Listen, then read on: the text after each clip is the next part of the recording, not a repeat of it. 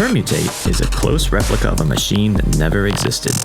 A vintage audio processor using state-of-the-art 80s technology to do wonderful and terrible things to your music. Permutate is a delay effect at heart, but a delay controlled by a programmable processor. And this is where it gets interesting. Or strange. Or both. The processor uses two sets of operators to control how the delay is recording and playing back sound. By simply using the binary value switches to set your desired bit values, or expertly skipping to set the hexadecimal value directly, you can easily dial in exactly the effect you're looking for. Or perhaps not. I mean, some music makers feel their assembler programming skills are a bit rusty. Or perhaps they dozed off during one of Dad's war stories of heroic bitwise operations on his Commodore 64. Don't worry, Permutate is for anyone, hacker or not. So Permutate is a delay effect with enough twists to produce a wide range of effects. From simple delays, to stutter effects, to, well, I don't know.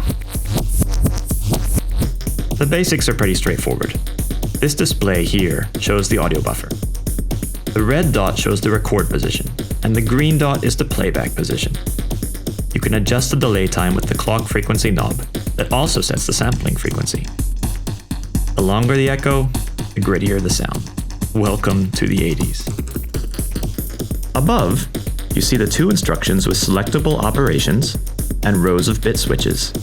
These instructions perform logical and arithmetical operations based on... Wait. If you're really uncomfortable around bits and bytes, just hold your hands over your ears and go la la la la la from now until we show you a picture of some lovely daffodils. Okay?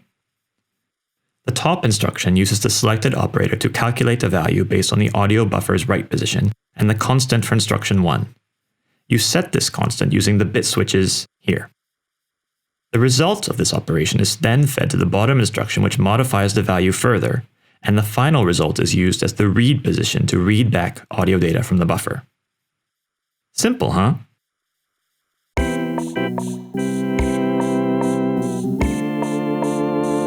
Okay, welcome back, art majors. Let's try this out. Here's a clean loop playing. Let's start by creating a simple delay with the second instruction. This guy up here is doing nothing right now. That's what the aptly named NOP instruction does. Nothing. We'll use the sub operation to subtract whatever value is received from the first instruction and then pass it on to the playback position, making it lag behind the write position. As you can see, we can subtract different values for left and right channels. Right now, Permutate is running in sync with the buffer being exactly 1 bar long.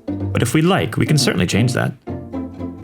By setting the values for left and right channel, we control how much of the playback position will lag after the write position, which creates a very familiar stereo echo. Nice, but hardly very unique.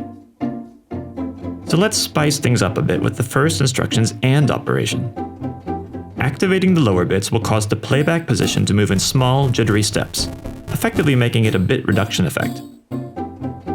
Hardly useful for this sound, so let's activate the higher bits. This will cause the playback position to jump in larger steps, creating a beat repeater effect. Alright, so this covered the basics.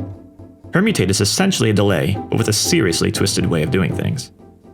There's more, of course, but instead of teaching you everything about bitwise operations, you can learn all about that in the manual.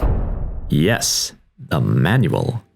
Let's check out some examples and I'll tell you some of what's going on. Here's a clean guitar loop playing. Let's permutate it a little. Here, we're using the OSC operation to create a flange-like effect, and by adding a little jitter with the XOR operation, we can make it more interesting.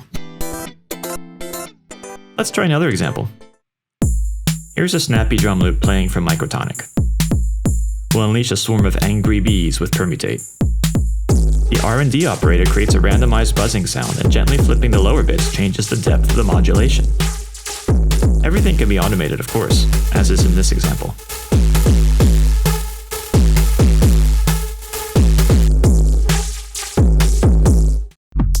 To give you a head start, Permutate ships with a large collection of programs to try out. The programs can be switched via MIDI, so you can actually play the programs from your sequencer, just like in this example.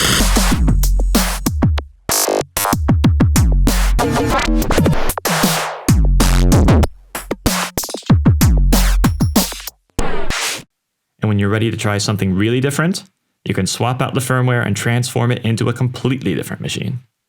Something to cut up your drums,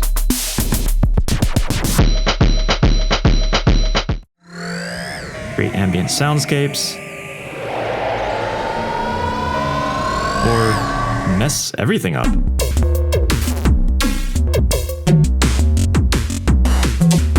There's plenty of new firmware available for free from Sonic Charge's website.